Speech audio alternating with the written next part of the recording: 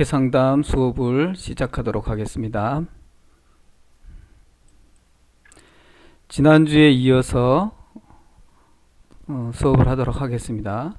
성령이 이 그룹을 인도하고 있으며 예수님 자신도 두세 사람이 내 이름으로 모인 곳에는 나도 그들 중에 있느니라 라고 말씀하셨다.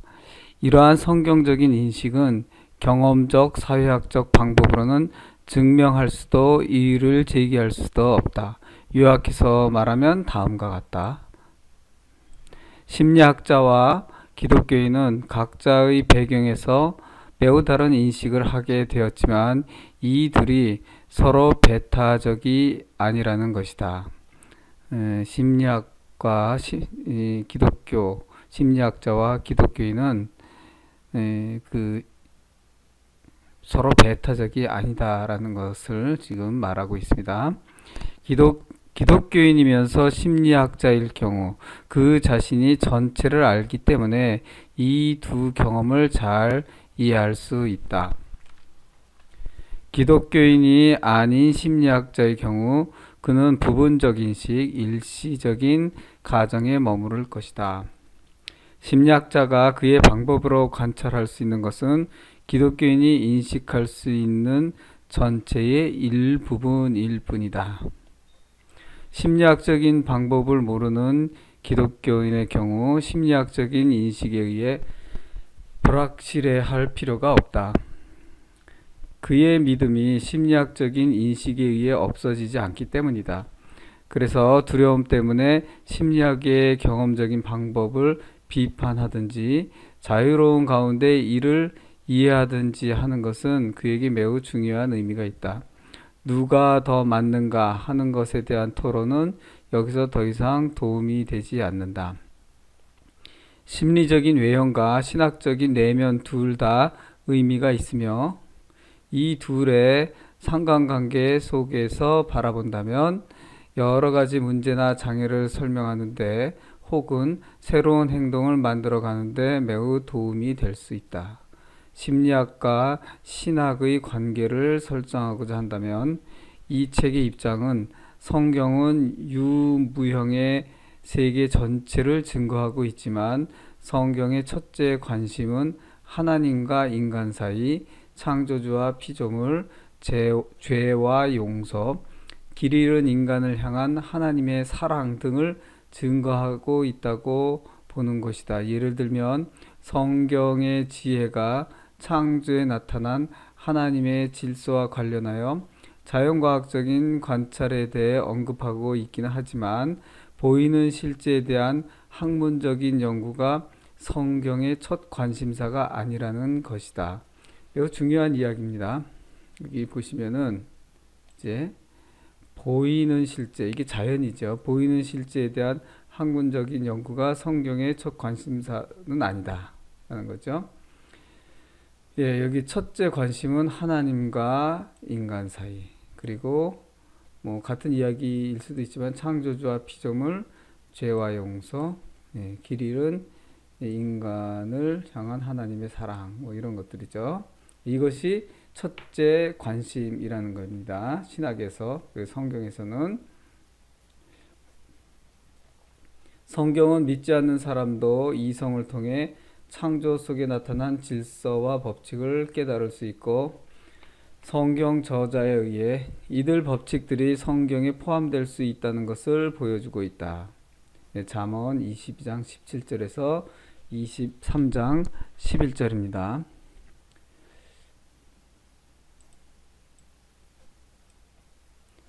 이를 매우 실제적으로 말하면 성경에 건강한 삶을 위한 중요한 기본 원칙들이 나타나 있지만 의사가 결핵 환자의 치료 방법을 성경으로부터 얻는 것은 아니라는 것이다. 지질학자는 성경에서 석유가 묻혀있는 사막의 위치를 찾게 되리라고 기대하지 않으며 심리학자는 성경에서 지능지수를 측정할 수 있는 검사 방법을 찾지는 않는다. 하지만 성경에서 사람의 행동에 대한 견해를 직접적으로 설명하는 것은 볼 수 있다. 사람이 예수 그리스도를 통하여 하나님과의 관계성을 회복하게 되면 그는 실제와 진리를 새로운 면에서 이해하게 되고 자연을 하나님의 창조물로 바라보게 된다. 자연은 창조주를 계시하며 그에 대해서 말해주고 있다. 로마서 1장 18절입니다.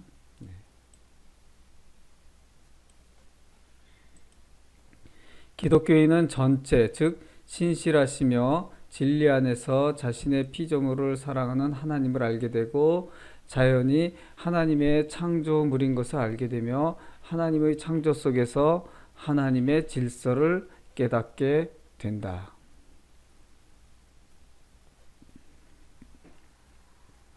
여기서 좀 줄을 치겠습니다. 기독교인은 전체, 즉 신실하시며 진리 안에서 자신의 피조물을 사랑하는 하나님을 알게 되고 자연이 하나님의 창조물인 것을 알게 되며 하나님의 창조 속에서 하나님의 질서를 깨닫게 된다.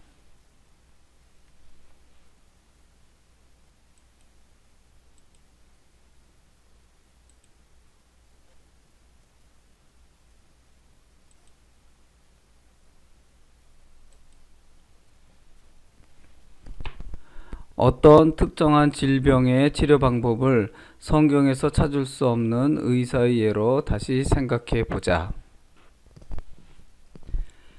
어떤 특정한 질병의 치료 방법을 성경에서 찾을 수 없는 의사의 예로 다시 생각해 보자. 우리는 성경이 질병의 경과를 자연과학적으로 매우 정확하게 설명하고 있지 않다는 사실을 인정한다.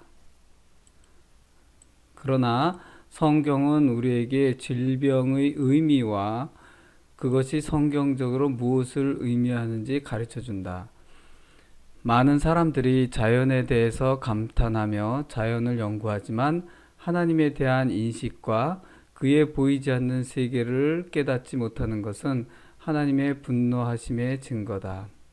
그들은 하나님의 심판 아래 있으며 창조 속에 나타난 하나님의 질서 앞에서 아무런 변명을 할 수 없다. 이는 하나님을 알만한 것이 저희 속에 보임이라 하나님께서 이를 저희에게 보이셨느니라. 창세로부터 그의 보이지 않는 것들 곧 그의 영원하신 능력과 신성이 그 만드신 만물에 분명히 보여 알게 되나니 그러므로 너희가 핑계치 못할지니라. 로마서 1장 19절입니다.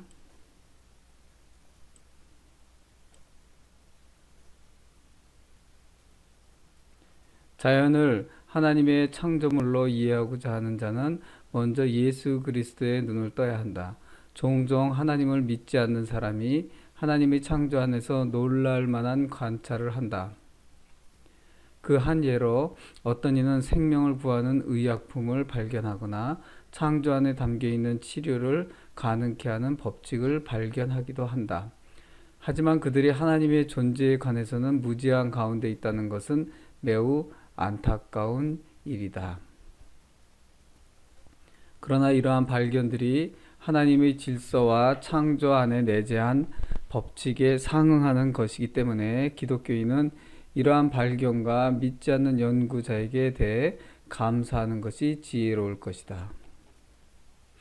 종종 학자들은 그들이 자연과학적인 발견을 잘못 해석하거나 온전치 못하게 해석하는 것처럼 느낀다.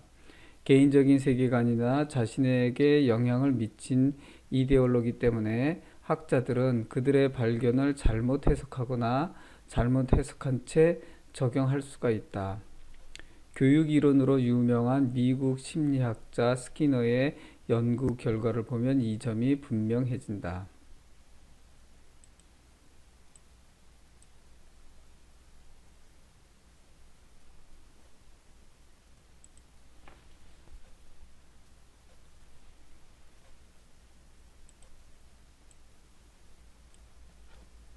그는 분명히 행동치료에 대해 정확한 경험적 관찰을 했다. 그러나 그는 이로부터 용납될 수 없는 인간의 미래를 위해서 꼭 필요하지 않는 결론을 도출해냈다. 비슷한 경우를 로저스를 통해서도 볼 수 있다. 그의 생각은 인간 중심 치료에서 증명될 수 있으며 창조 안에 포함된 법칙에 상응하지만 그의 결론은 인본주의적인 의미에서 해석되어 하나의 이데올로기가 되어버렸다. 그러므로 기독교인이 어떤 시스템 전체를 비판하는 것은 행동치료나 인간중심치료나 진화론에서 자주 나타난 것처럼 적절치 못하다고 볼 수 있다. 전체 시스템을 모두 묶어서 비판함에 따라 창조 질서에 상응하며 오히려 우리의 관심의 대상이 될 수 있는 그러한 연구까지도 버리고 마는 경우가 생긴다. 이것도 굉장히 중요한 거예요. 그러니까 전체 시스템을 묶어서 비판하는 것은 바람직하지 못하다라는 의미죠. 그러므로 차별적인 대응이 필요해 보인다. 예. 차별적 대응.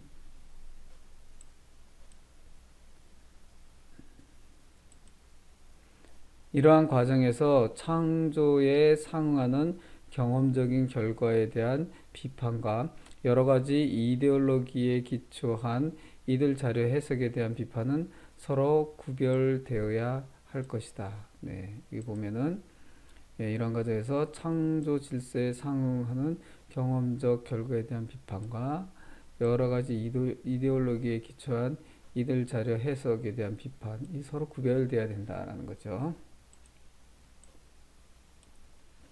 이와 관련하여 다시 한번 상기해야 할 점은 경험적으로 연구하는 심리학자는 인간의 본질에 대해서 설명하고자 하지 않을 뿐만 아니라 설명할 수도 없다는 것이다. 이에 대한 질문은 경험적 학문의 차원을 넘어서는 것이며 신학적으로 대답해야 하는 실제의 문제와 관련되어 있다. 사실에 기초해서 학문적으로 연구하는 심리학자는 이 사실을 인식하고 있으므로 그의 특수한 방법을 가지고 다른 영역을 침범하는 일은 피할 것이다. 앞에서 언급한 이유에서 볼 때 심리학과 신학 간의 관계를 설정하는데 또 한 가지 명심해야 할 것은 학문적인 심리학은 인간의 구원을 시도하지 않는다는 점이다.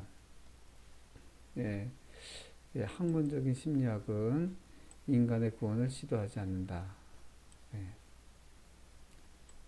학문적 심리학의 주 관심사는 행동과 경험이다. 구원엔 관심이 없고 심리학은 주로 인간의 행동과 경험에만 주로 관심이 있다라는 의미예요.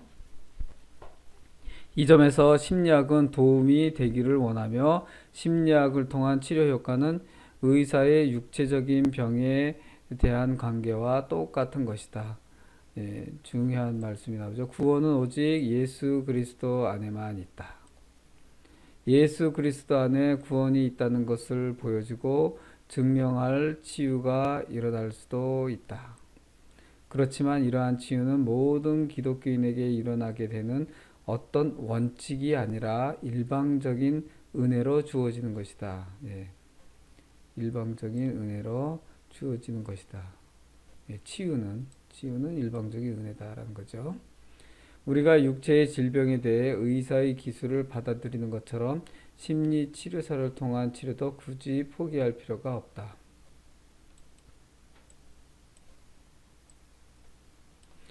기독교인이 자신의 고통을 치료받기 위해 심리치료와 의학 모두를 기도와 믿음으로 사용할 수 있다는 입장은 지혜로워 보인다.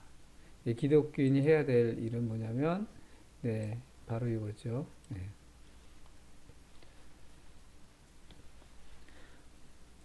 이를 통한 치료를 감사하게 받아들이며 이에 대해 하나님께서 심리치료나 의사를 통해 이루어 주신 치료라고 이해하면 될 것이다. 그러나 이러한 배경에서 심리적, 육체적 치료를 구원으로 해석하는 것은 문제가 있다. 당연하죠. 심리적, 육체적 치료를 구원으로 해석하는 것은 문제가 있다라는 거예요. 한 심리치료사가 아무리 섬세하고 진실하며 헌신적으로 목회 상담을 잘 한다 할지라도 거기에는 구원이나 은혜가 없다. 구원과 은혜는 오직 골고다의 십자가를 통해서만 가능하다. 굉장히 중요한 얘기죠. 네.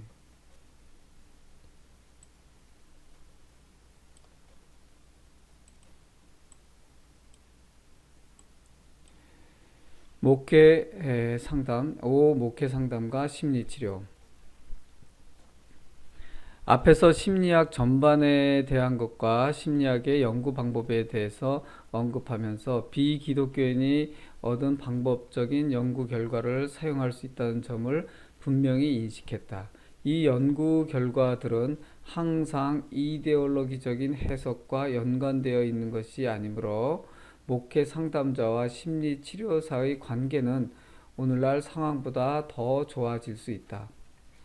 일반적으로 독일어권에서 심리치료를 임상심리학의 한 부분이라고 본다면 심리치료는 이미 앞에서 언급한 것처럼 한계가 있다고 보아야 할 것이다.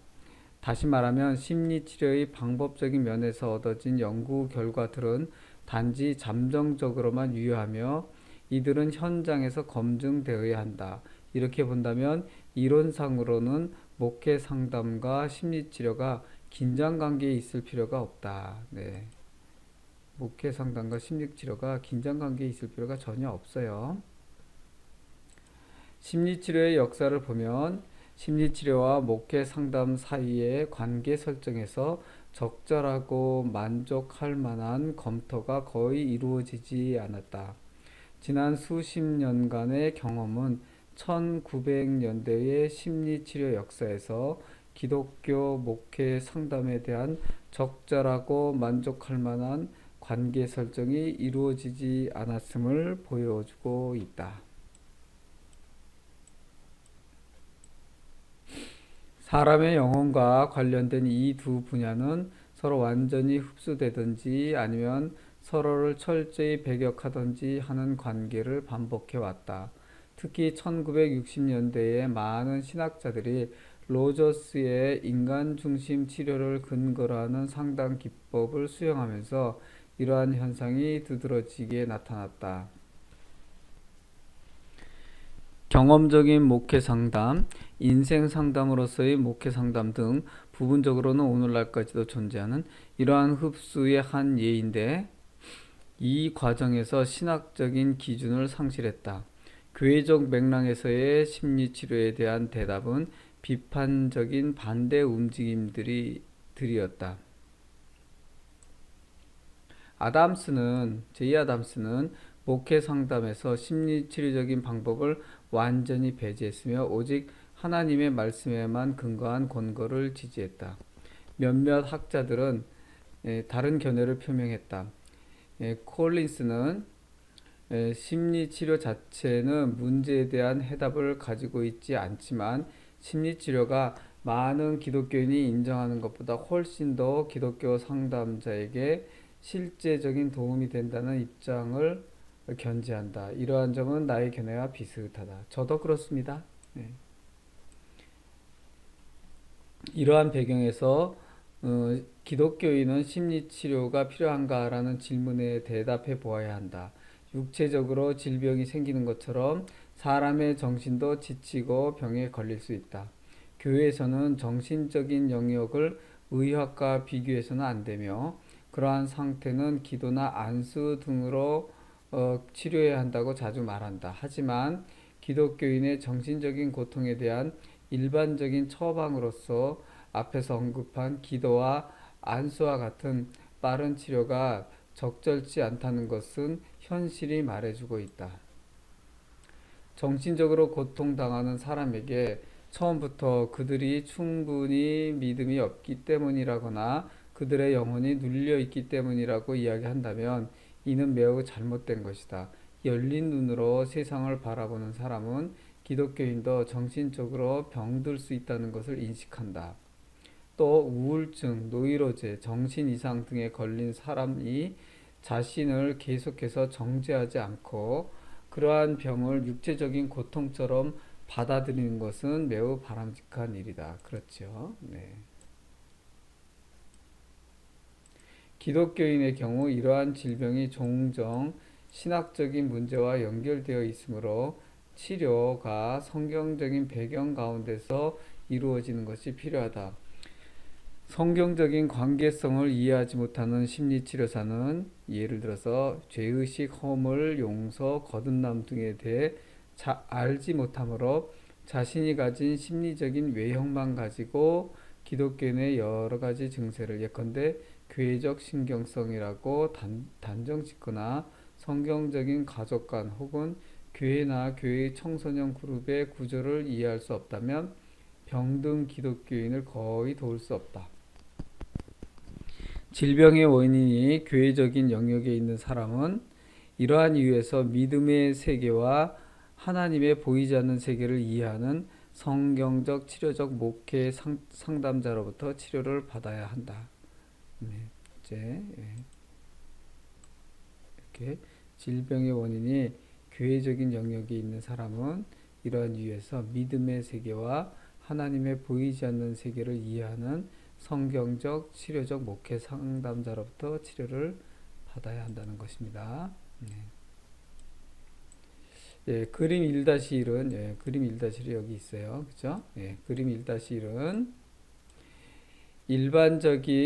세속적인 일반적인 상담과 성경에 기초한 목회 상담 간에 어떤 공통점이 있으며 어디부터 한계를 그어야 하는지를 잘 보여주고 있다. 즉, 일반 심리치료사는 종종 성경적인 배경을 고려하지 않고 단지 경험적인 방법으로 얻은 결과 사용 외에는 더 이상 다른 것을 할 수가 없다. 그러나 성경에 기초한 목회 상담자는 이와 반대로 목회 상담의 필수 불가결한 경험적 방법과 심리학적인 지식을 이용하는 동시에 하나님의 실제와 보이지 않는 세계도 고려한다.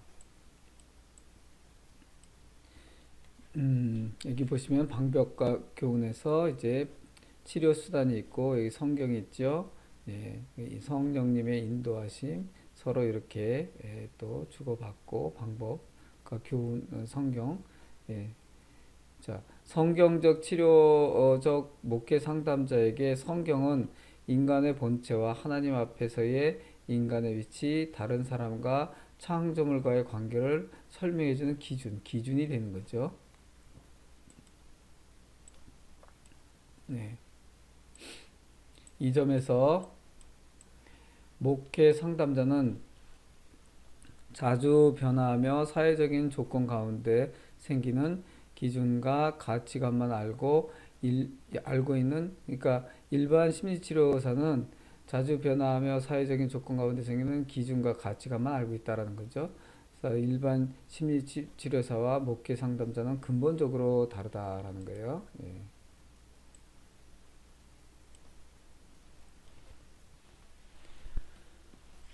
성경에 기초한 치료에서 또 다른 중요한 기준은 전체, 즉 보이지 않는 하나님의 실제도 포함시킨다는 것이다.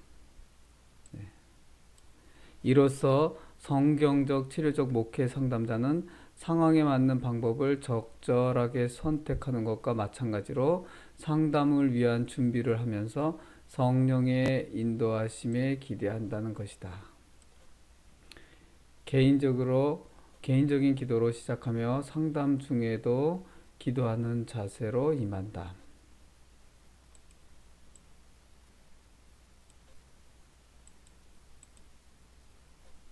네, 보도록 하겠습니다. 성경적 치료적 목회 상담자는 성령이 그의 이성, 지식, 능력, 달란트, 시간을 사용하셔서 하나님의 사랑의 영 안에서 내담자를 도와주실 것을 신뢰한다.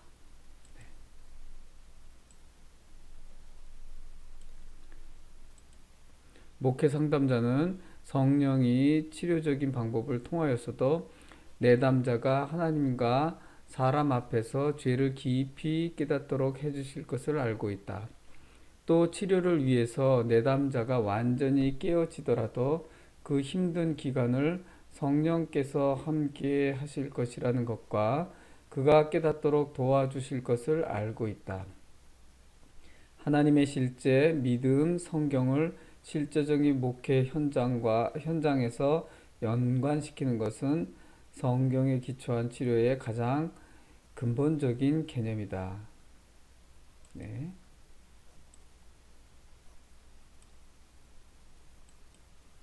이러한 점에서 성경의 가르침과 상반되는 심리치료적인 방법이 성경적인 목회 상담에서 배제되어야 한다는 것은 너무도 당연한 일이다. 6. 전인적 접근.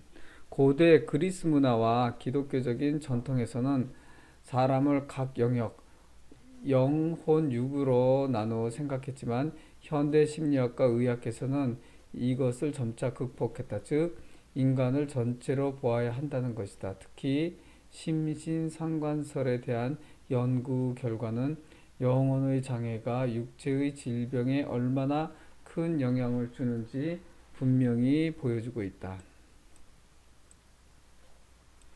오랫동안 신학에서는 정신, 영혼, 육체 사이를 구별했으며 각각의 서로 다른 의미를 부여해 왔다. 이러한 생각은 정신과 영혼을 과대평가하게 했으며 상대적으로 육체적인 것은 부정적으로 보게 만들었다.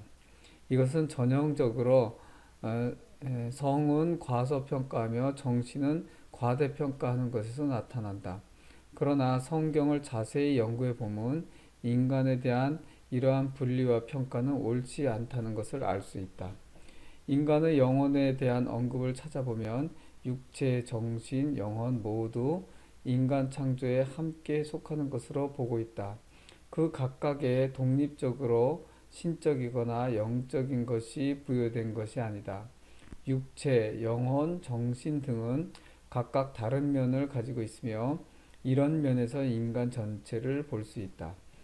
사람은 육체로, 영혼으로, 정신으로 하나의 전체로서 창조된 것이라고 성경은 말하고 있다. 오늘날 우리가 역사를 돌아보면 비교적 일찍이 교회에 영향을 끼친 플라톤의 사고가 기독교 교리에 깊이 들어옴에 따라 자연스럽게 비성경적인 결과를 낳은 것으로 보인다. 하나님의 인간 창조를 믿지만 육체를 과소평가하거나 심지어 죄악시하는 경향이 있다면 육체로 하나님을 찬양하는 것을 인정하고자 하지 않게 된다. 교만해진 정신, 영혼은 세상의 실제적인 공고함에 대한 긍휼의 관점을 잃어버리게 되고 사회적인 책임을 느끼지 않게 된다. 성경적인 영혼에 대한 개념은 전인적인 인간관을 취하고 있으며 특히 신약에서는 정신, 영혼, 육체가 서로 다르지만 분리되지 않고 서로 연관되어 있다고 말하고 있다. 너희 온 영과 혼과 몸이 우리 주 예수 그리스도 강림하실 때 흠없게 보존되기를 원하노라. 이런 성경적인 근거에서 목회 상담을 영적이고 정신적으로만 제한해서는 안 되며 전인적인 모습, 그의 행동과 경험도 보아야 한다.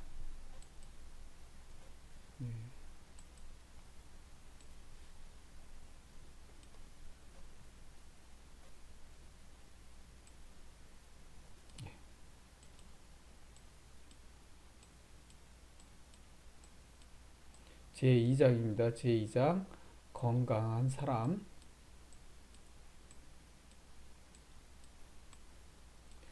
목회 상담자를 찾아오는 이들은 대개 무엇인가에 만족하지 못하는 사람이다. 그들은 원인이 무엇인지 정확하게 꼬집어 말할 수는 없지만 자신의 삶을 다른 사람의 잣대로 잴 때 또는 자신이 스스로 볼 때 만족스럽지 않다고 느낀다. 그들은 이러한 상태가 어떤 일에 대한 죄의식 때문이라거나 신비한 일과 결부된 어떤 경험이라고 생각할지 모른다.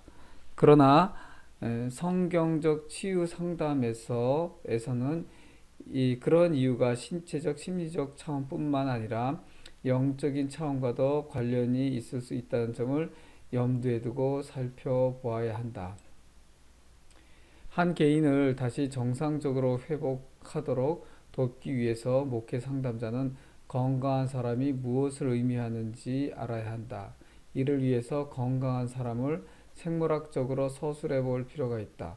그러나 앞에서 말했듯이 영혼, 육은 서로 분리될 수 없고 서로 별개로 관찰될 수 없기 때문에 이것만으로는 충분하지 않다.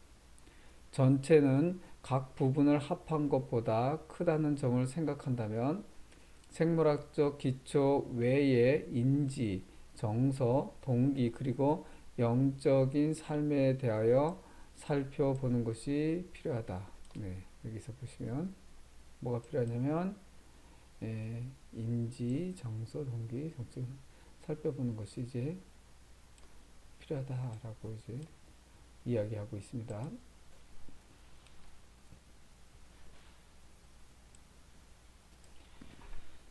조언을 구하는 기독교인이 정상적인 삶을 살도록 돕기 위해서는 영적 위치를 교정해 주는 것이 때때로 필수적이다.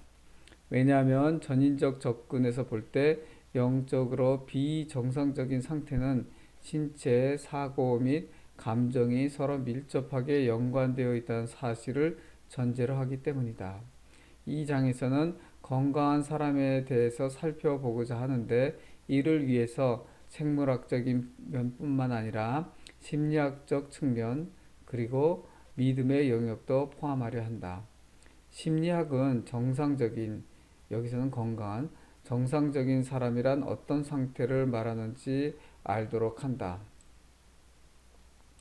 심리학자들은 수많은 관찰과 실험을 통해 통계적으로 정상인은 어떻게 행동하는가를 정의해왔다. 그런데 경험적으로 얻어진 이 결과들은 건강한 사람이 되는 것만을 목적으로 삼도록 하는 잘못된 길로 이끌 수도 있다. 건강이 모든 것은 아니지 않는가. 물론 병든 자는 기도하고 장로들을 부르고 의사에게 도움을 청해야 한다. 그러나 우리는 질병과 건강 이 두 가지 모두가 하나님께로부터 온다는 사실을 안다.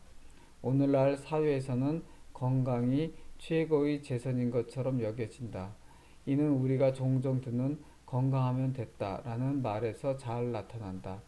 이에 대해 성경은 다른 기준을 보여주고 있는데 사람이 예수 그리스도와 생명의 교제 안에 있는가, 그렇지 않은가가 더 중요하다고 말한다.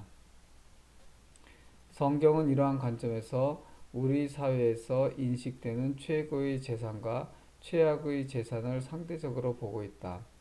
성경적 치유 상담은 자신의 행복을 위해서라면 모든 것을 허용하는 현대 쾌락주의의 위험을 잘 파악하고 있다.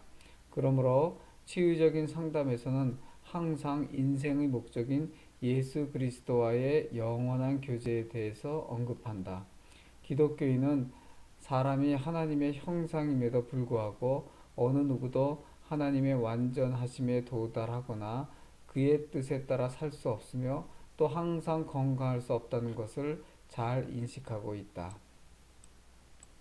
특히 기독교인은 전인적 의미에서 인간이 불완전함을 잘 안다. 하지만 우리는 오늘날 인문사회과학자들이 육체와 정신이 건강한 사람을 어떻게 정의하는지에 대해서 알 필요가 있다. 아마도 이 장을 읽으면서 독자는 인간 창조에서 하나님의 위대하심에 대해서 새로운 발견을 하게 될 수 있을 것이다. 1. 사람의 동기. 현대 심리학 교과서에서는 동기를 행동 강도의 차이를 설명해 주며 행동 방향을 나타내는 것이라고 설명한다. 동기, 행동 강도의 차이를 설명. 그 다음에 행동 방향을 나타내는 것. 좀 더 간단히 하면 무엇이 사람으로 하여금 그렇게 행동하게 하는가라는 질문으로 대체할 수 있을 것이다.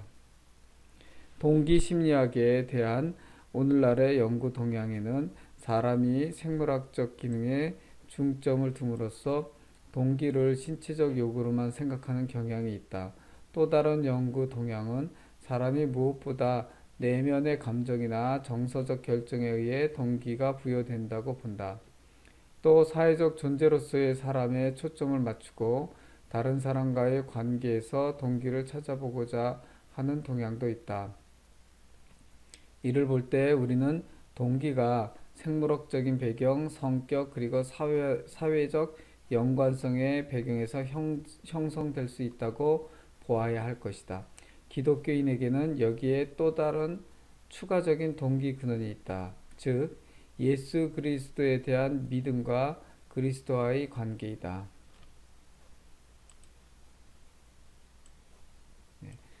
기독교인에게는 또 다른 동기 근원이 있는데 그것이 예수 그리스도에 대한 믿음과 그리스도와의 관계가 또 다른 동기 근원이 된다라고 이야기하고 있습니다.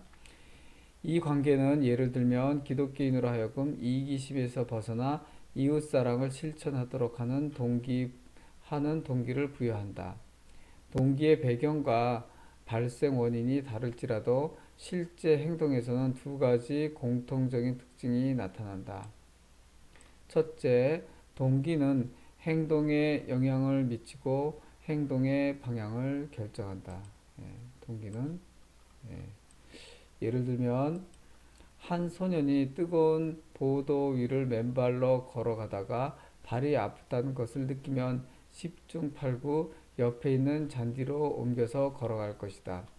뜨겁다는 감정이 발에 있는 감각 세포를 통해 뇌에 전달되자마자 이 소년은 시원한 잔디 위로 걸어가고자 하는 동기가 생긴 것이다. 그의 행동이 바뀐 것이다. 둘째, 동기는 목적이 있는 행동을 서술한다. 다시 말하면 앞의 소년은 자신의 발이 뜨겁다는 것을 깨달을 뿐 아니라 그러한 상태를 목적에 부합하는 방법으로 바꿀 수 있다. 이 예는 앞에서 언급한 동기의 정의로 다시 한번 간단히 요약될 수 있다. 동기는 행동 강도의 차이를 설명하고 행동 방향을 나타내는 개념이다.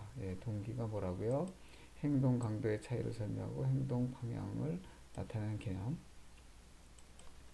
사람의 동기를 근본적으로 이해하기 위한 네 가지 이론, 즉 추동이론, 흥분이론, 인지이론, 그리고 사회이론이 있다. 사람의 동기를 근본적으로 이해하기 위한 네 가지 이론, 추동이론, 흥분이론, 인지이론, 그리고 사회이론이 있다. 파이팅. 1. 동기 발생에 대한 추동이론. 종전의 대표적인 본능이론과는 달리 추동이론은 동기를 해석하는데 학문적인 근거를 심리학에 두고 있다. 추동이론이란 동기를 해석하는데 학문적인 근거를 심리학에 두고 있다. 사람의 동기를 설명하는데 추동이론을 대표하는 학자로서 행동주의 학파다라는 거죠. 후리. 자, 행동주의 학파는 인간 행동의 인과관계에 대해서 주로 연구하지만 인간의 내면에서 무슨 일이 일어나는지에 대해서는 별로 관심을 가지지 않는다. 훌은 에너지에 일반극이 있다고 간주한다. 즉, 특별 추동이 있는 것이 아니라 특별 요구가 있는 것이며 이러한 특별 요구들이 더해져서 일반 추동 상태로 나타난다고 설명한다. 그는 무엇이 추동을 일으키는가? 추동이 사람의 행동에 어떤 영향을 주는가? 어떤 특정 행동을 일으키게 하는 학습과 추동 사이에는 어떤 관계가 있는가 등에 대해 질문하고 있다. 훌은 이 질문들에 대한 대답을 그의 이름을 따라 지은 훌의 추동 방정식으로 요약했다. 이에 따르면 행동은 습득된 습관, 현재적인 의지와 자극이란 뭐냐면 즉 도달하고자 하는 목표의 성격, 그 자극에 의존하고 있다. 피곤이나 실패에 대한 두려움 등은 행동을 약화시킨다. 불의 방정식을 사용하면 선천적이면서 추동으로 이끄는 요구와 후천적으로 획득되었으면서 자극으로 이끄는 학습 행동 사이를 구분할 수 있다. 네. 즉 비유적으로 설명하면 요구는 미는 힘이며 행동은 원인이고 행동의 원인이고 자극은 당기는 힘이며 행동의 결과라 볼 수 있다.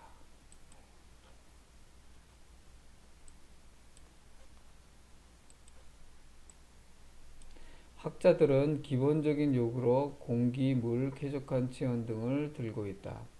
이러한 기본적인 욕구가 충족되지 않으면 이 요구를 만족시키도록 동기를 부여하는 기본 추동이 일어난다. 추동 이론에 따르면 모든 기본 요구들이 충족되는 한 신체는 균형 잡힌 안정 상태에 있다. 그렇지만 그렇지 않을 경우 흥분의 상태에 놓이게 된다.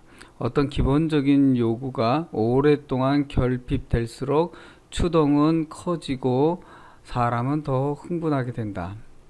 흥분을 통해 사람의 활동은 증가하게 되며 이에 따라 추동을 만족시킬 기회 또한 커지게 된다.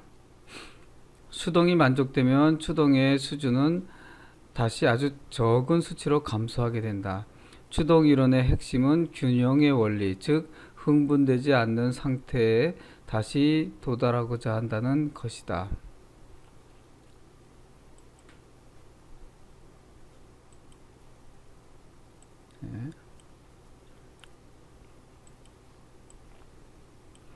기본 요구 외에도 사람은 습득된 또는 2차적인 요구들을 개발한다. 예를 들면 소변을 보아야 하는 것은 기본적인 요구 중의 하나이다.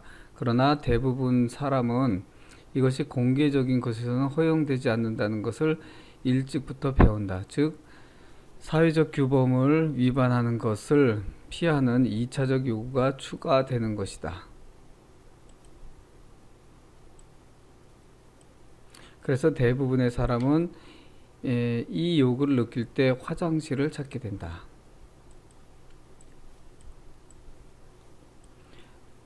두 번째, 동기 발생에 관한 흥분 이론. 흥분 이론이 추동 이론과 근본적으로 다른 것은 추동 균형을 이루고자 하는 요구가 일생에 걸쳐 변한다는 점에 있다. 즉, 과거의 경험이 흥분 상태의 수준을 바꿀 수 있다는 것이다. 예를 들면 어떤 여성이 초콜릿 아이스크림을 매일 저녁 먹는다고 하자. 첫날 저녁에는 맛있어서 아주 좋아할 것이다. 그러나 일주일 후에는 아마 그 아이스크림을 더 이상 좋아하지 않는다고 말할지도 모른다. 흥분 이론을 내세운 사람은 이러한 경우에 균형 수치가 바뀌었다고 말할 것이다. 그리고 이 수치는 생물학적으로도 증명할 수 있다. 흥분 수준에서 어떤 특정 상태들은 더 중요한 의미를 지니고 있다. 예를 들면 감각을 통한 자극이나 흥분이 너무 낮으면 행동은 대체로 원하는 대로 이루어지지 않는다. 흥분 수준에서 어떤 특정 상태들은 더 중요한 의미를 지니고 있다. 예를 들면 감각을 통한 자극이나 흥분이 낮으면 행동은 대체로 원하는 대로 이루어지지 않는다. 예를 들면 아침에 불을 켜려고 방에서 일어날 때 자주 발가락이 주위 물건에 부딪히게 되는 것이다. 뇌에 있는 변연계의 흥분 상태가 낮기 때문에 일어나는 일이다. 또한 심하게 흥분하거나 두려움 상태에서도 자주 부딪히게 된다. 그러나 이 둘 사이의 수준에서는 감성들의 평가가 가장 적절하게 이루어진다. 요약하면 너무 큰 흥분의 변화는 도피 행동으로 이끄는 반면 약간 작은 흥분의 변화는 적절하게 받아들여진다고 말할 수 있다.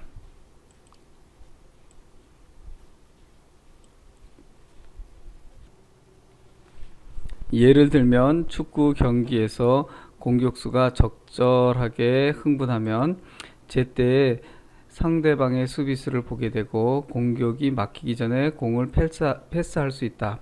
그렇지만 어떤 시점부터는 증가하는 흥분도 그 효과를 나타내지 못하게 된다. 즉, 공격수가 겁을 먹게 되면 헛발질로 공을 차게 될 수도 있다. 흥분과 효과적인 수행 능력의 관계는 최고점을 향해 가다가 그 감소하는, 즉 유역함수와 같다.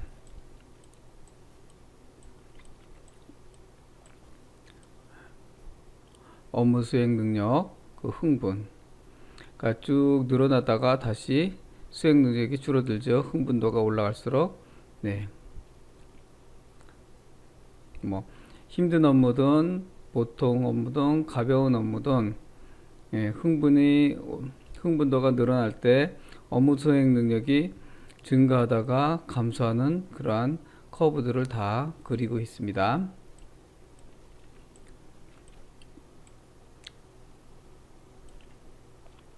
3. 동기 발생에 관한 인지이론. 심리학자들은 생물학적 흥분과 감정의 인식 중에 어느 것이 먼저인가에 대해 끊임없이 질문해 왔다.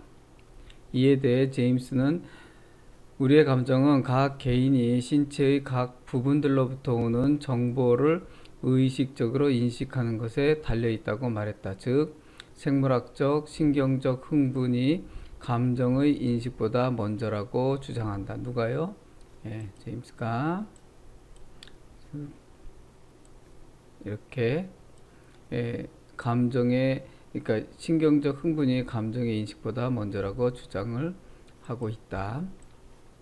앞에 두 이론에서 설명한 것처럼 정서의 이런 생리적 측면이 중요한 역할을 하는 것이 분명하다. 그러나 최근 연구는 정서적 인지적 과정이 우리의 반응을 근본적으로 결정한다고 보여주고 있다. 한번 보죠. 뇌는 감정과 인지를 분명히 구분하지만 이 두 영역은 그 사이에는 감정 조절을 위한 중격과 해마를 통해서 영향을 미친다. 요즘에 해마 이야기가 뇌과학에서 많이 나오고 있는 걸 우리가 알 수 있어요.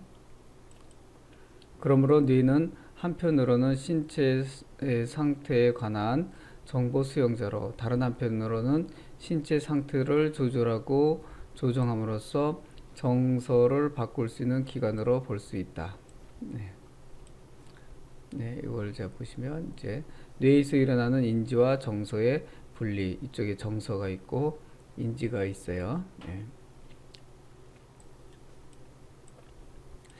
동기 발생에 관한 중요한 인지 이론 중에 하나는 일관성 이론이다. 이 이론은 행동이 사고의 불균형 상태에서 시작되어 다시 균형 상태, 즉 모순이 없는 상태로 회복하고자 한다는 생각에서 출발했다라는 거죠. 네. 또 쭉 한번 또 보겠습니다. 네. 이런 것들이 예를 들면 사회의 특정한 규칙들은 개인의 생각과 일치하지 않는 행동들을 요구하기도 한다. 예를 들어서 개인적으로는 밤에 일하는 것을 더 좋아하지만 사회는 낮에 일하고 밤에 자는 것을 규칙을 한다. 뭐 이런 게 하나의 예입니다. 혹은 개인의 생각에는 두 가지의 일이 모두 가치 있게 보이지만 둘 중 하나를 선택하도록 종종 강요당한다. 예를 들어서 개인적으로는 군복무나 공인요원으로서의 복무가 똑같이 중요하게 보일 수도 있다. 혹은 자신이 어떤 일에 많은 노력을 기울이지만 그 일이 내가 생각하는 만큼 가치가 있어 보이지 않는 경우가 있다. 예를 들어서 성가대 리더가 교회에서 찬송보다 설교를 더 많이 해야 한다는 생각을 할 수도 있다. 어떻게 인지적 부조화를 해결할 것인가? 1. 자신의 생각, 견해, 자세를 바꾼다. 2. 자신의 행동 양식을 바꾼다. 3. 그 생각을 행동 양식과 다시 결부시키기 위해 또 다른 요소를 덧붙인다. 예를 들어서 과대평가나 합리화하기. 또 4. 또는 부조화를 더 이상 부조화로 느끼지 않고 과소평가한다.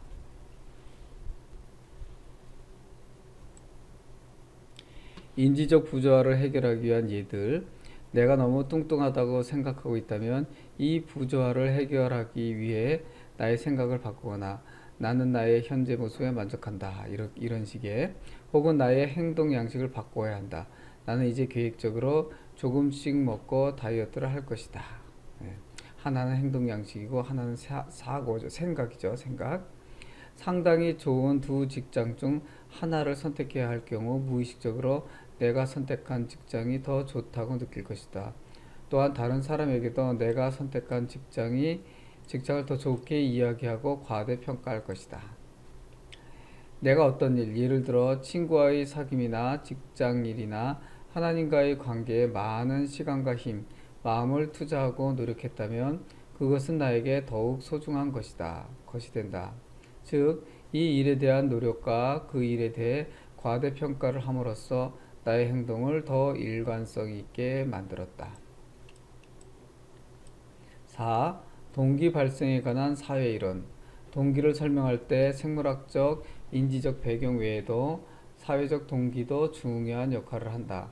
사회심리학 분야의 연구들은 주위에 다른 사람이 있다는 사실로 사람들은 자극을 받게 되고 더 적극적이 되며 훈련된 행동을 취하게 된다는 것을 보여준다. 신기하네요. 그렇죠?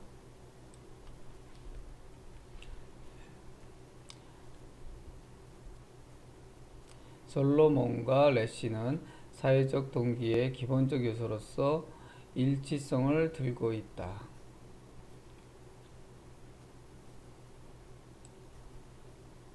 즉, 함께 움직이고 적응하고 교제를 가지고자 하는 동기다. 일치성이라는 게. 그러므로 충돌 상황에서는 항상 다수가 옳다는 것을 받아들여진다. 이러한 가정은 극단적인 경우에 각 개인이 느끼는 것에 혼란을 가져오게 할 수도 있다. 모든 사람이 이 두 개의 선의 길이가 같다고 느낀다고 이야기한다면 나도 그렇게 느끼게 된다. 이러한 경우를 말하는 겁니다. 나아가서는 개인적 판단에 혼란을 일으킬 수도 있다. 나는 두 선의 길이가 다르게 보인다. 그러나 어쩌면 두 선의 길이가 같을 수도 있지 않은가? 이렇게 개인 판단에 혼란을 일으킬 수도 있다라는 거예요. 집단은 독자적인 행동을 하는 사람에 대해 머리를 가로젓거나 웃거나 등을 돌리는 등 전혀 눈에 띄지 않는 행동을 통해서 간접적으로 처벌한다. 반대 의견을 가진 어떤 사람이 그 집단에 들어오게 되면 일치성 효과는 사라진다. 집단 내에 다르게 생각하는 사람이 한 명만 있어도 집단의 각 구성원들은 일방적인 집단의 강요 아래에 있을 때보다 더 분명하게 각자의 생각에 따라 판단한다. 그러므로 한 구역 모임이나 집단 내에 다르게 생각하는 사람이 있다면 그를 방해자로 생각해서는 안 되며 이를 통해서 인식의 폭이 넓어지며 서로 관계가 더욱 세심해진다고 보아야 된다. 네.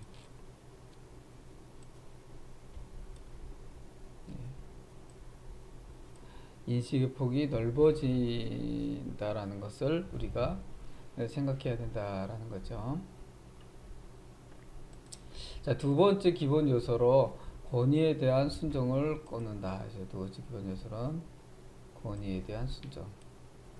특정한 사람과 상관없이 행해지는 집단 강요와는 달리 이 경우는 누구에게 영향받기를 원하는지에 대한 결정은 자유의사에 달려있다. 그렇지만 권위란 분명한 명령과 말로 이루어지는 요구라는 일련의 특징을 가지고 있다. 권위를 가진 자는 동일한 집단에 속한 것이 아니라 더 높은 지위를 가지고 있다. 밀그램의 연구는 한 사람의 순종은 그의 책임의식이 낮을수록 높다는 것을 보여준다. 어떤 집단에 권위를 가진 자에 대하여 순종하는 분위기가 있다면 각 개인이 행동을 하는데 집단의 일치성과 권위에 대한 순종이라는 배가 효과를 가져오게 된다. 이에 대한 고전적인 예는 히틀러 시대에서 볼 수 있다. 그러나 현대 사회에서도 개인이 교묘한 조작을 통하여 자신의 행동에 대한 책임을 빼앗김으로써 개인이 권위를 가진 자의 소원이나 명령을 수행하는 도구로 전락하는 예가 많이 있다. 권위를 가진 자가 명백하게 정해지지 않을 경우, 예를 들어서 한 회사의 사장이 2명일 경우, 또는 한 가정에서 부모 사이의 관계가 불명확할 때, 그럴 경우 순종의 비율은 현저하게 감소한다.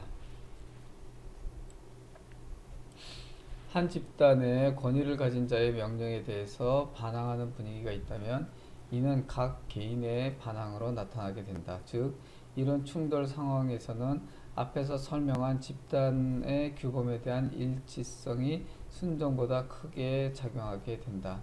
사회 동기를 잘 설명해주는 또 하나의 이론으로는 속성 이론이 있다. 속성 이론이 있네요. 네, 속성. 이 이론은 사람이 자신의 행동이나 다른 사람의 행동을 항상 특정 요소에서 원인을 찾고자 한다는 점에 근거하고 있다. 이런 방법은 환경을 통제하고 관찰과 정보들을 통해 인과관계를 해명하고자 하는 우리의 요구에서 생겨난다. 이에 따르면 속성이란 이미 일어난 일과 행동을 사람이 실제로 지각할 수 있는 원인들만 가지고서 인과관계에 맞게 연결하려는 시도이다.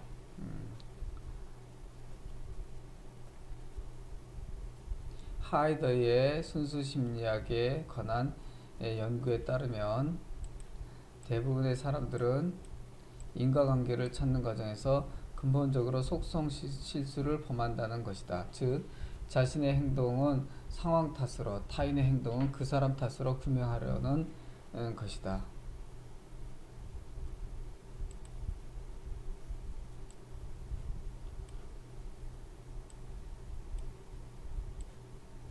다시 말하면 사람은 자신의 행동은 항상 상황과 연결시키려 하고 타인의 행동은 그 사람의 인격에 책임 돌리려 한다. 예를 들어 상황이면 뭐냐, 내가 늦게 온 것은 비가 왔기 때문이야. 그리고 그 사람의 인격에 책임을 돌리는 것, 그가 늦은 것은 그가 시간을 지키지 않는 사람이기 때문이야.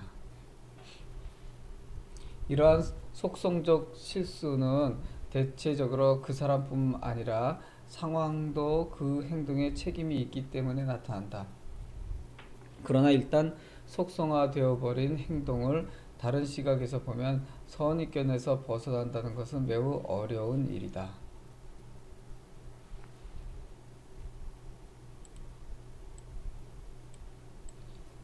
몇 가지 예. 심리학에서 배고픔, 목마름, 고통, 성욕 등은 생물학적 동기와 자주 연결되어 생각됐다. 고통은 아마 그 중에서도 가장 중요한 동기 중 하나일 것이다. 고통. 여기서는 동기로 이끄는 추동 중 몇 가지 중요한 요소를 다루고 동기에 대한 인지적, 사회적 이론과 관련하여 살펴보고자 한다. 배고픔. 동기 유발자로서의 배고픔은 생리학자와 심리학자들이 공통으로 자세히 연구해 왔다. 아마 이것이 추동의 감소 과정을 쉽게 설명할 수 있기 때문일 것이다. 음식을 섭취한다는 것은 배고픔의 추동을 감소시키거나 일시적으로 해소시키는 반응이다. 그렇죠. 신체의 특정한 내부 신호는 사람으로 하여금 음식물을 찾도록 유도한다. 이러한 신호에는 어떤 것들이 있는가? 생리학자 캐넌은 배고픔의 느낌이 위의 수축과 관련이 있다는 것을 발견했다. 또 다른 연구들은 혈당량과 배고픔의 그 느낌 사이에 상관이 있다는 것을 보여주었다. 이 연구 결과들을 통해 뇌의 한 부분, 시상하부, 한 부분이 식습관에 영향을 준다는 것을 발견하게 되었다. 시상하부의 특정 부위가 마시는 습관과 공격성도 조절하는 것으로 추측된다. 이로써 시상하부에 음식물 섭취와 포만감의 중추가 있다고 볼 수 있다. 음식물 섭취 중추는 낮은 혈당량에 반응하여 음식물을 섭취하도록 하며 포만감 중추는 혈당량이 다시 증가하면 먹는 것을 중단하도록 한다. 최근의 연구는 탄수화물이 혈액 속의 인슐린 수치를 증가시킨다는 것을 밝혀냈다. 탄수화물이 혈액 속의 인슐린 수치를 증가시키는 걸 밝혀냈다고 하네요. 특정한 아미노산들은 인슐린을 통해 없어지게 되고 이를 통해 더 많은 양의 트립토판이 뇌로 들어간다. 이 물질은 신경 전달 물질인 세로토닌의 화학적 전 단계로 기분과 식욕에 간접적인 영향을 미친다. 그렇군요. 우리가 볼 수 있어요. 자, 그 다음에 또 있죠. 로젠탈이라는 사람은 여러 해에 걸쳐 그 연구에서 소위 계절성 우울증에 시달리는 사람은 가을과 겨울에 단 것에 대한 입맛이 본격적으로 증가하여 이 계절 동안 체중이 증가한다는 것을 발견했다. 계절에 따른 기분 저하를 빛을 쬐물어 바꾸고자 한 그의 치료는 환자의 식욕에도 영향을 미쳤다. 즉, 기분이 나아지면 아이스크림이나 레몬 주스에 대한 식욕이 사라졌다. 심리학적 연구들은 식습관에 영향을 주는 다른 요인들도 예를 들어서 습관의 힘 발견했다. 또 동기 발생에 관한 추동 이론이 인지적, 사회적 이론들을 통해 확장되어야 함을 보여줬다. 네. 여기 셰스터라는 사람은 살찐 사람과 표준 체중인 사람 사이의 그 식습관을 조사했다. 그의 연구에 따르면 살찐 사람은 외적인 영향들을 더 의식하며 식사 시기 때문에 먹는 것으로 나타났다. 그들은 더 많은 양을 먹으며 음식의 맛에 많은 영향을 받았다. 표준 체중의 사람은 주로 배가 고프면 먹고 적은 양을 섭취하며 일반적으로 식습관을 조절하는 내적인 영향들을 더 의식했다. 그러므로 환경적인 요소들은 식습관에 영향을 끼친다고 말할 수 있다.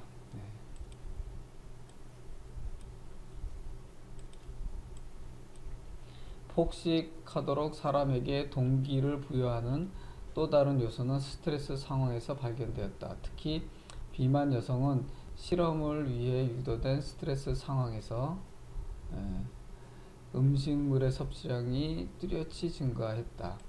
마른 사람들은 이런 상황에서 오히려 음식물 섭취에 대해 감소된 욕구를 보였다. 문제 있는 식습관은 비만인 사람에게만 나타난 것이 아니다. 18세 이하의 독일 청소년들 중 과반수 이상이 이미 적어도 한 번은 다이어트를 경험해본 경험이 있었다. 지속적으로 체중을 조절하는 것은 이 연령층에서는 일반적인데 마른 체형의 청소년에게서는 더 심하게 나타난다. 비만을 극복하고자 하는 대대적인 계몽 광고는 대중매체에 의해 떠받들어진 마른 체형을 선호하는 점과 연관되어 특히 여학생과 젊은 여성층에 매우 큰 영향을 줌으로써 이 그룹에서 총체적인 다이어트라는 말이 적합할 정도가 되었다. 이런 배경 아래서 표준 체중의 20% 미만에 달하는 여성의 비율이 거의 5분의 1을 차지하는데 이는 1980년 이후로 2배로 증가한다.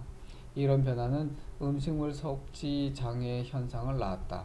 사춘기 거식증과 대식증은 서구 사회의 젊은 여성에게 문화병이 되었다. 식습관은 어디서부터 심각한 것으로 받아들여지게 되는가?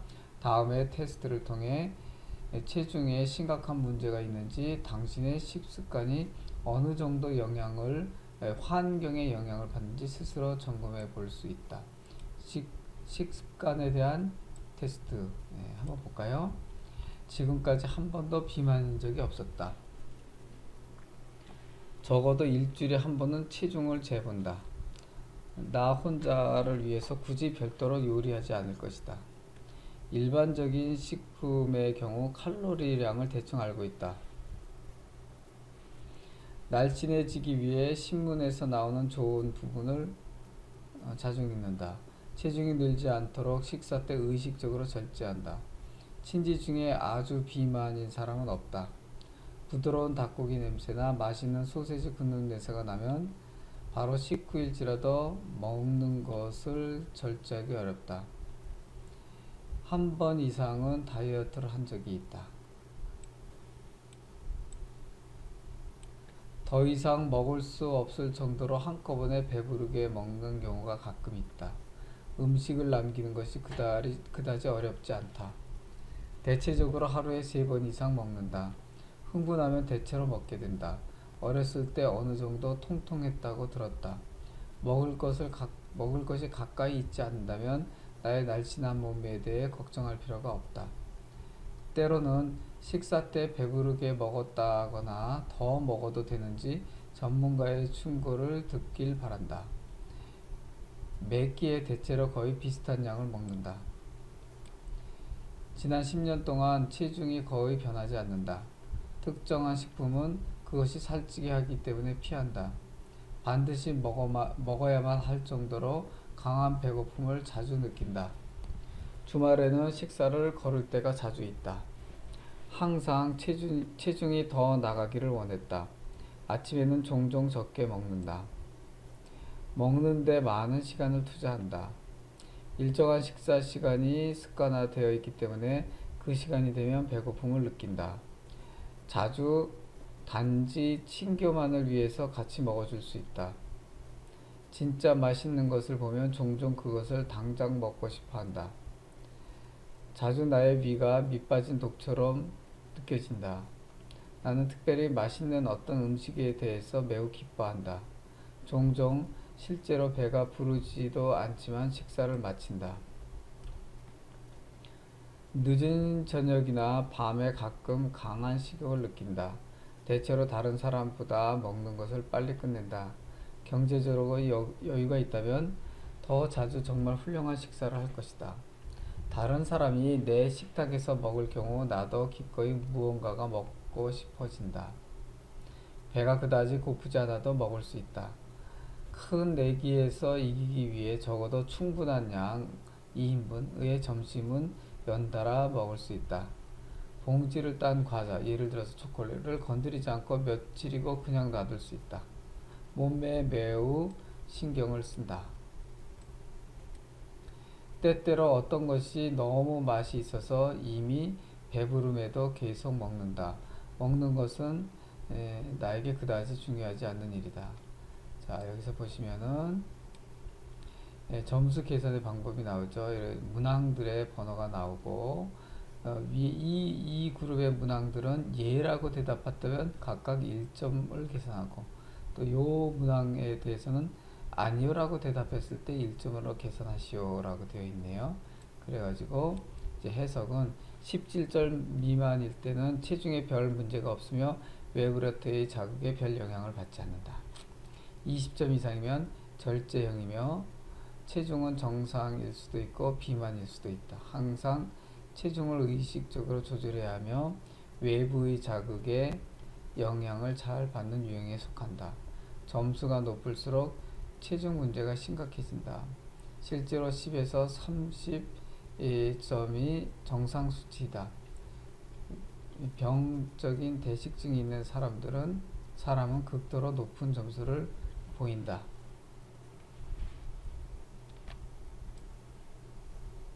이 테스트에서 당신의 체중에 문제가 있는 것으로 나타난다면 이것은 이미 앞에서 말한 것처럼 수많은 심리적 또는 생리적 원인들이 있을 수 있다. 영적인 차원에서 성경은 먹고 마시는 욕구에 대해 자기중심적이고 지나치게 만족시키려 한다는 점에서 좋지 않게 보고 있다. 체중을 줄이기 원한다면 그렇게 노력해야 한다. 그러나 마른 체형의 우상을 따르기 위해서가 아니라 이를 통해 더 건강한 사람이 되려고 해야 한다. 여기서 분명히 알아야 할 것은 키와 성별만으로 계산해서 모든 사람에게 동일하게 적용되는 이상적 체중은 있을 수 없다는 사실이다. 이런 단순한 계산에는 각 사람의 전체적인 체형은 전혀 고려되지 않는다. 반대로 종단면 연구에서 알려진 것은 보통 상황에서 각 개인의 체중은 그 사람에게 특수한 값만큼 차이가 날 수 있다는 사실이다.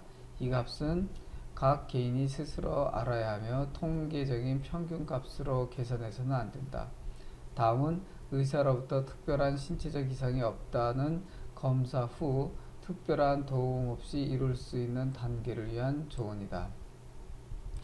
2주 동안 언제 어디서 누구와 함께 무엇을 먹는지 기록하라.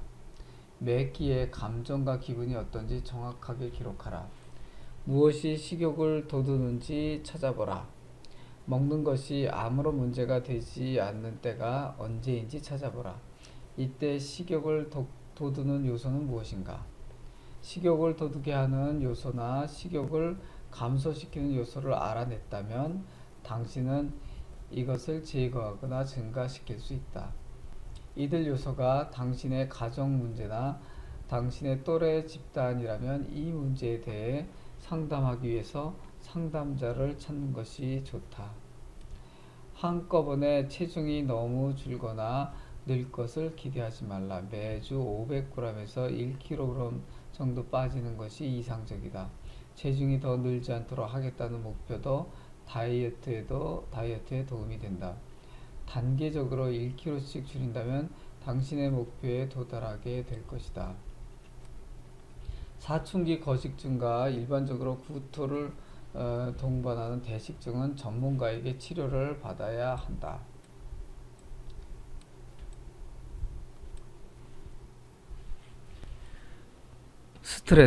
스트레스라는 표현은 오늘 매우 빈번하게 사용되며 관련 있는 여러 가지에 인용되고 있다. 스트레스는 어떤 사람의 일반적인 반응, 즉 그에게 주어진 요구들에 대한 신체적 반응이라고 정의할 수 있다.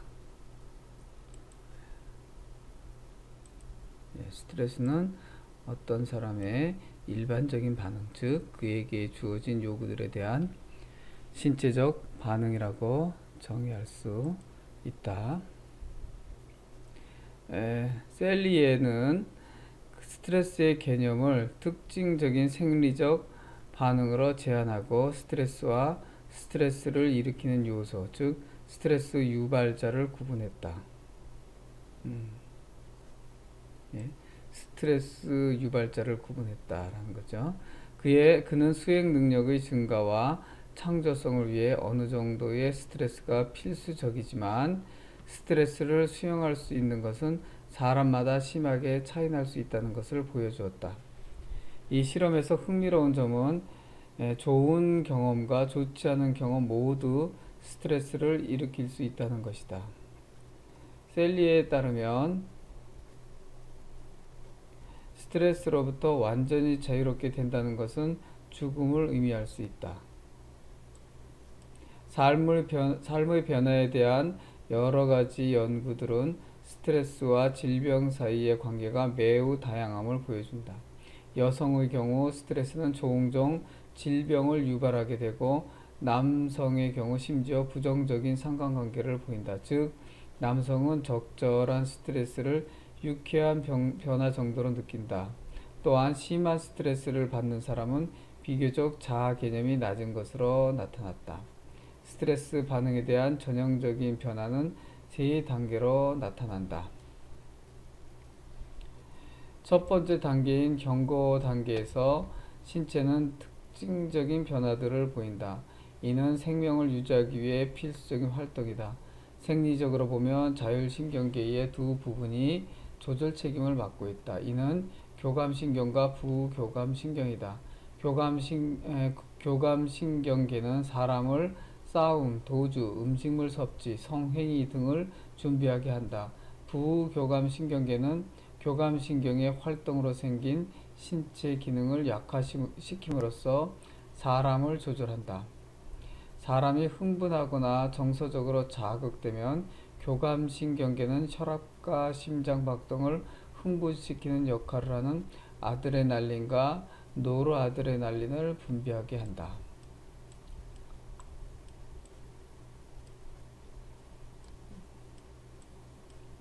스트레스 상황에 대한 적응 그래프를 보여주고 있습니다. 두 번째 단계인 저항 단계, 여기 첫 번째 단계, 두 번째 단계, 세 번째 단계인데, 저항 단계에서는 경고 반응을 통해 나타나고 빨라지게 된 생물학적 과정들이 다소 감소하게 된다.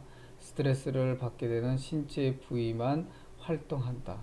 이 단계에서 신체는 스트레스 자극이 초래한 피해를 다시 회복하고자 하는 동시에 방어 태세를 갖춘다.